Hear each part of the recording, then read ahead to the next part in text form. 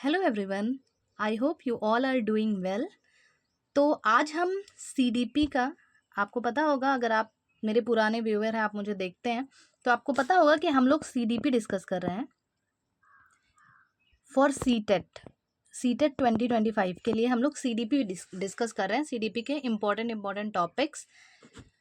तो आज का जो टॉपिक है हमारा, जो आज हम डिस्कस करने जा रहे हैं, दैट इज़ लर्निंग। देखिए लर्निंग अपने आप में ही बहुत बड़ा टॉपिक है।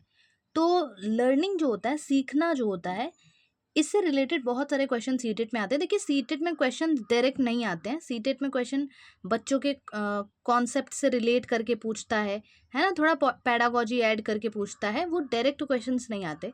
तो जितने भी पॉइंट मैंने यहाँ पे लिखे हैं, देखिए मैंने पीडीएफ के फॉर्म में जितने इंपॉर्टेंट पॉइंट हैं, इन सारे इंपॉर्टेंट पॉइंट से क्वेश्चन आता है। और अगर आपको ये सारा पीडीएफ चाहिए, ये सारा पीडीएफ आपको फ्री ऑफ कॉस्ट मिलेगा। आप मेरा टेलीग्राम ज्वाइन करिए, जिसका लिंक मेरे बायो में दिया हुआ है। आपको ये पीडीएफ वहाँ पे मिल जाएगा और आप वो कमेंट सेक्शन में बस कमेंट करना है पीडीएफ के लिए। तो ये पीडीएफ मैं आपको प्रोवाइड कर दूँगी। देखिए सीडीपी का ये जो टॉपिक है, ये मेरे नोट्स से मैंने ये पीडीएफ प्रिपेयर किया है। इसी नोट से पढ़ के मैंने भी सीडीपी में 28 मार्क्स से स्कोर किए थे फर्स्ट अटैम्प्ट में ही।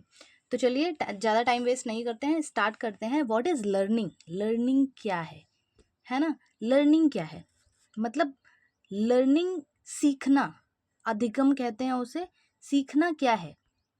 तो देखिए जो अधिगम होता है ना, जो लर्निंग होता है ना, वो सबसे पहले तो अधिगम जन्म से लेकर मृत्यु तक चलने वाली प्रक्रिया है। एक इम्पॉर्टेंट पॉइंट है कि जो लर्निंग है ना, वो जब से एक बच्चा होता है, वो जब से उसका बर्थ होता है, जब से वो पैदा होता है और जब तक उसकी मृत्यु नहीं हो जाती है, ठीक है। मतलब वो अपने लाइफ के हर फेज में कुछ ना कुछ सीखता ही है ना। वो अपने लाइफ के हर फेज में कुछ ना कुछ सीखता ही है, लर्निंग करता है। हम लोग अपने लाइफ के हर फेज में कुछ ना कुछ सीखते हैं, कुछ ना कुछ लर्न करते हैं, कुछ ना कुछ लर्निंग करते हैं। तो व्हाट इज़ लर्निंग? लर्निंग आप कह सकते हैं एक ऐसी प्रोसेस है जो बॉर्न होता है बच्चा, तब से स्टार्ट होती है। मतलब बर्थ टू डेथ, बर्थ से लेके डेथ तक चलने वाली एक प्रोसेस है। लर्निंग इज अ प्रोसेस, ठीक है।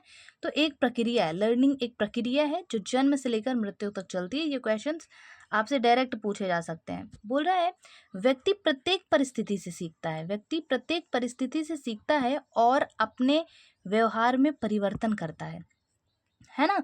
हम लोग भी तो क्या करते हैं, धीरे धीरे चीज़ों को सीखते हैं। अब कोई छोटा बच्चा है, उसे नहीं पता कि लोगों से कैसा बिहेव करना चाहिए, है ना। फिर वो बड़ा होता है, जब वो धीरे धीरे बड़ा होना स्टार्ट होता है, बड़ा होता है तो फिर क्या करता है, उसके अंदर मैनर डेवलप होता है ना। ग्रोथ वाला टॉपिक भी हमने डिस्कस किया है, प्लेलिस्ट है इसी में, आप देख लीजिएगा।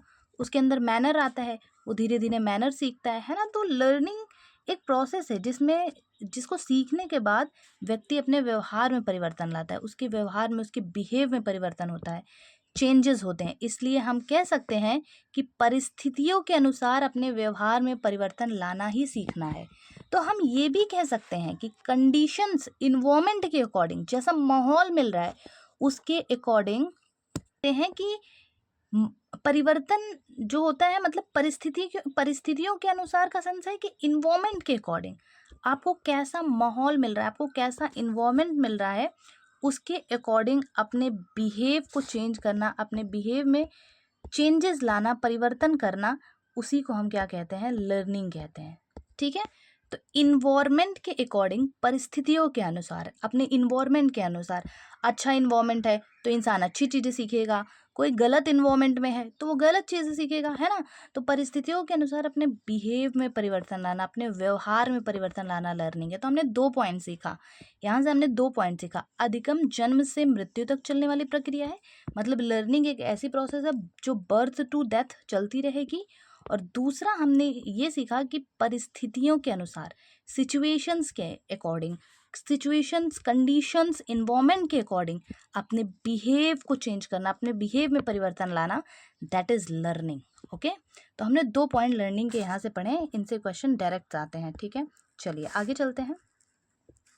अब कुछ इंपॉर्टेंट पॉइंट्स यहाँ पे मैंने लिखे हैं।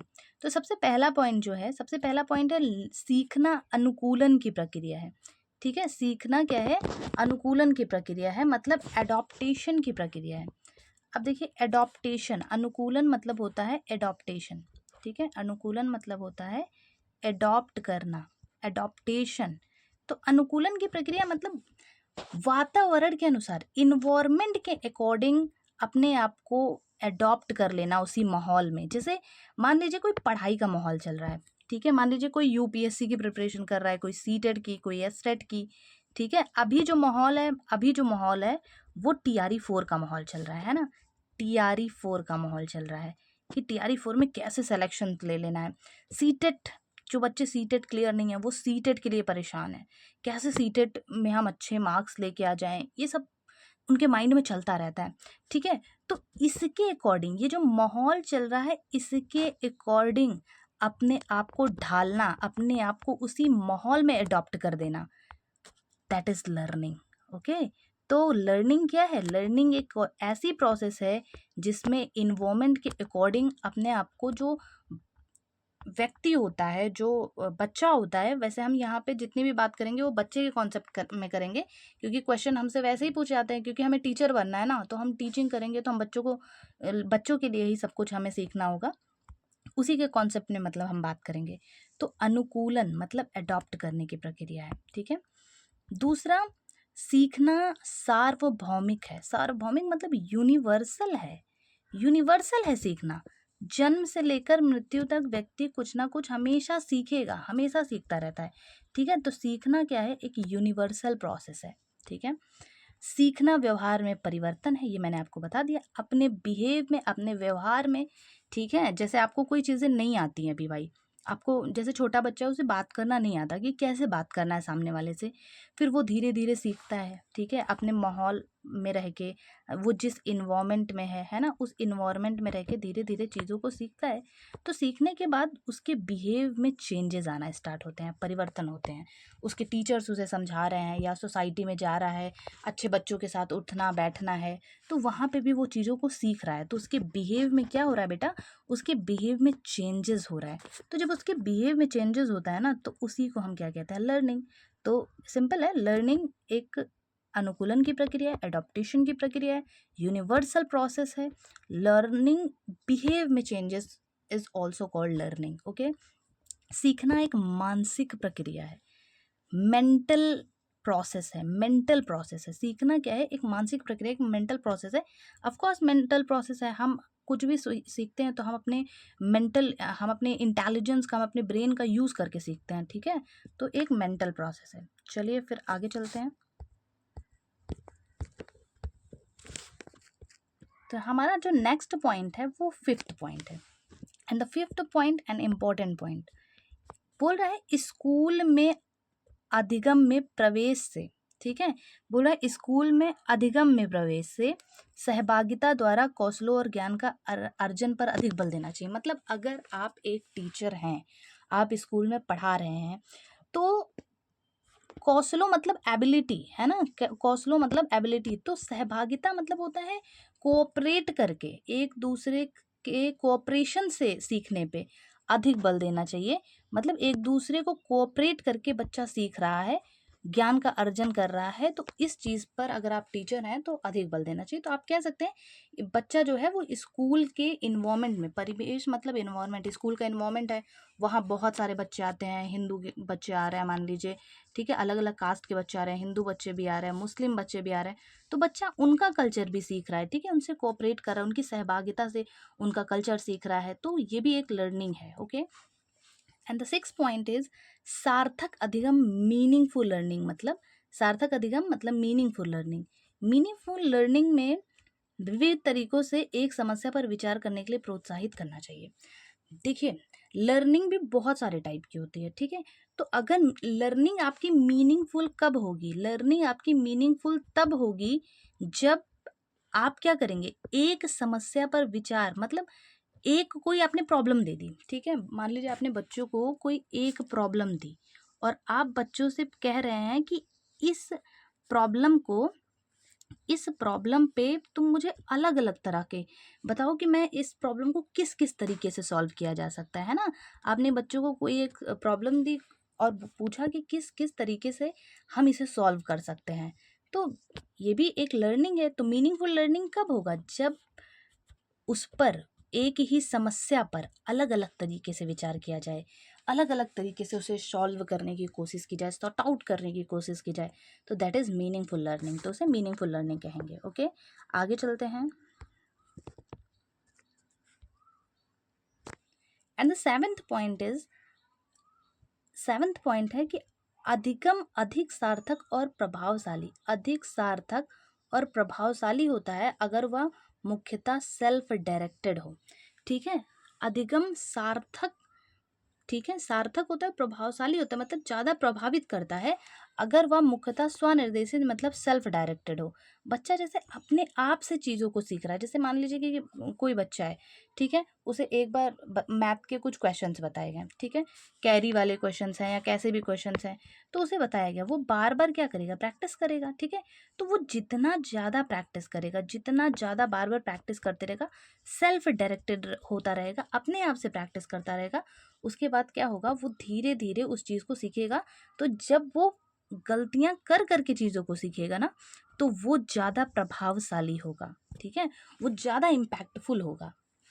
ठीक है, चलिए नेक्स्ट पॉइंट है कि प्रारंभिक कक्षाओं में, मतलब प्रारंभिक कक्षाओं में तो छोटे बच्चों में शिक्षण अधिगम प्रक्रिया के लिए लर्निंग बाय डूइंग, करके सीखना, आपने देखा होगा करके सीखना दृष्टिकोण बेहतर होता है। देखिए, इसका मतलब क्या होता है कि प्रारंभिक कक्षाओं के जो बच्चे होते हैं, छोटी कक्षाओं के जो बच्चे होते हैं, उनके लिए लर्निंग बाय डूइंग होना चाहिए। मतलब उनको सिखाने के लिए हम हर चीज़ों को करके सिखाना चाहिए। जैसे अगर उनसे कह रहे हैं कि जैसे मान लीजिए कोई 6 क्लास का बच्चा है, उसे हमें पढ़ाना है कि जो लीव्स होती हैं वो डिफरेंट डिफरेंट टाइप्स की लीव्स होती हैं, तो आप उन्हें ले जाइए, आप उन्हें बाहर गार्डन में लेके जाइए। ठीक है, गार्डन में लेके जाइए और वहाँ पे डिफरेंट जो लीव्स हैं आप उन्हें दिखाइए कि ये इस तरह की हैं। मतलब लर्निंग को हमेशा करके, मतलब लर्निंग बाय डूइंग पे हमेशा फोकस होना चाहिए। तो जहाँ भी लर्निंग बाय डूइंग आएगा, आपको समझ लेना है कि हाँ, ये ऑप्शन आपका सही होगा। ठीक है, तो हमेशा लर्निंग बाय डूइंग पे फोकस करना चाहिए।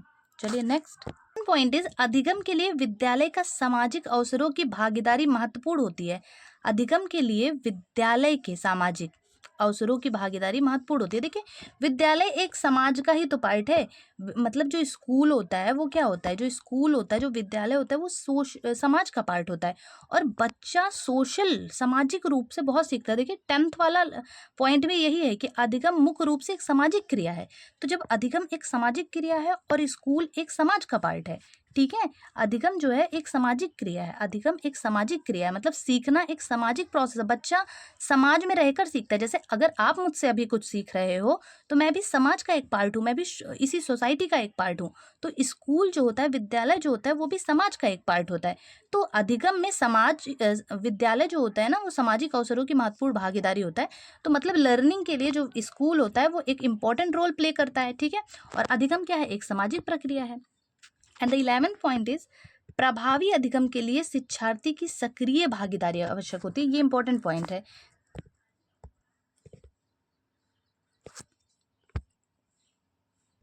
देखिए, बोल रहा है कि प्रभावी अधिगम, अधिगम प्रभावी तब होगा, प्रभावशाली तब होगा, इम्पैक्टफुल तब होगा।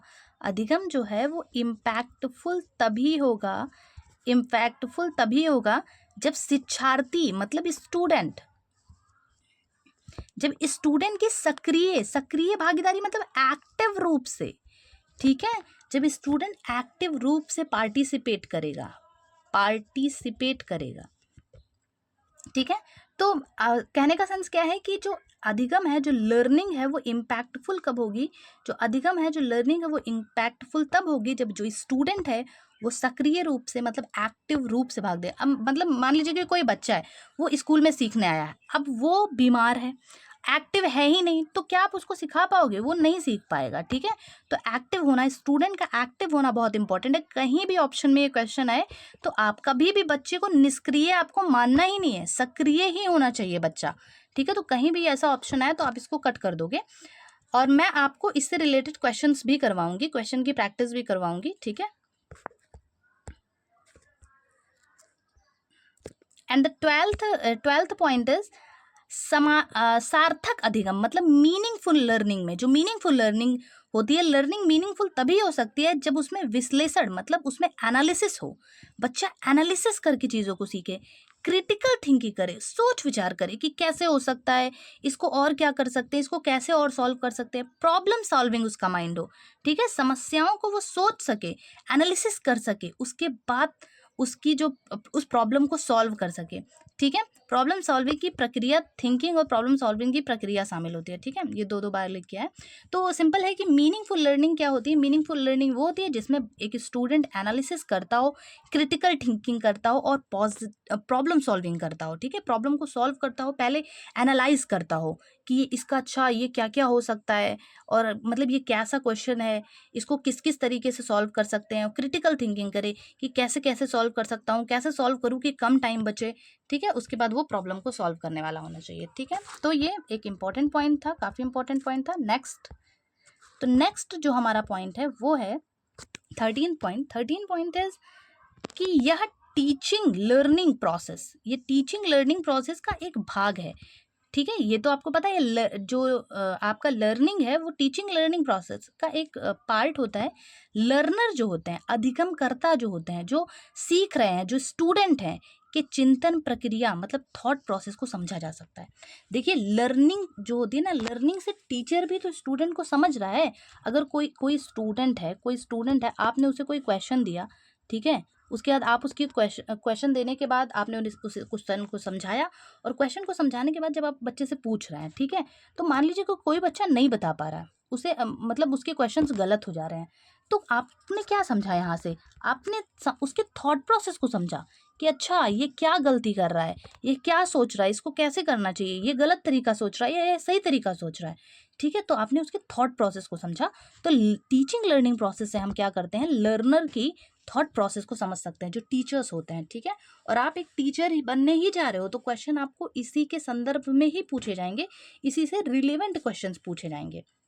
एंड द फोर्थ है अधिगम प्रक्रिया, जो लर्निंग प्रोसेस में एरर, गलतियाँ, जो मिस्टेक्स होती हैं, मिसकंसेप्शंस जो होते हैं, भ्रांतियाँ जो होती हैं बच्चों के अंदर होती हैं, वो बहुत ही रिलेवेंट माना जाता है। मतलब कभी भी अगर आपसे क्वेश्चन में पूछ रहा है कि एक बच्चा है वो सीखने में बार बार गलती कर रहा है, या एक बच्चा है जो मान लीजिए बी को, जो अगर बी है तो उसे डी पढ़ रहा है, ठीक है, तो आप क्या करेंगे बच्चों के साथ। तो आपसे पूछा जाए कि आप उसे बार बार समझाएंगे, आप उसे क्लास के बाहर निकाल देंगे, आप उसे दंड देंगे, पनिशमेंट देंगे, तो नहीं, आप उसे समझाएंगे। आप उसके मिसकंसेप्शन को, कभी भी बच्चे के एरर और मिस्टेक्स या मिसकंसेप्शन को आपको नेगेटिव नहीं लेना है, वो एक पॉजिटिव ही मानना है, और ये क्वेश्चंस का हमेशा पॉजिटिव आंसर ही होगा अगर क्वेश्चन ऐसे पूछा जा रहा है, ठीक है। नेक्स्ट पॉइंट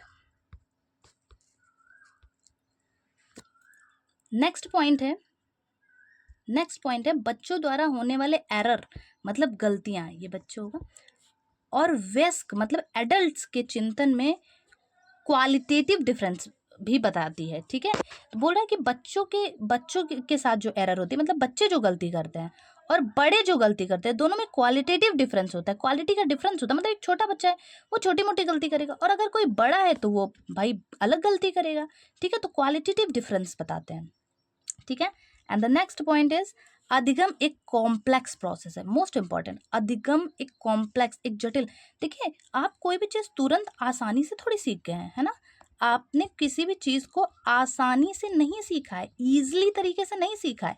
अगर आप सीडीपी ही पढ़ रहे हैं, मान लीजिए आप सीडीपी ही पढ़ रहे हैं, तो आप इसे आसानी से तो नहीं सीख गए ना, आपको इसे बार बार समझना पड़ा कि ये सब्जेक्ट कौन सा। अगर आप साइंस के स्टूडेंट हो तो आपको यही नहीं पता होगा सब्जेक्ट कौन सा है, अरे इसमें पढ़ना क्या होता है, ठीक है। आप साइकिल चलाना सीख रहे हैं, आप बाइक चलाना सीख रहे हैं, तो आपने कुछ भी आसानी से नहीं सीखा है। तो learning is not a simple process, learning is a complex process, ठीक है, जिसमें जो लर्नर्स होते हैं ना, उसकी एक्टिव एंगेजमेंट भी ज़रूरी होती है। आपने अभी इससे पहले भी पढ़ा है कि बच्चे का एक्टिव होना बहुत ज़रूरी है।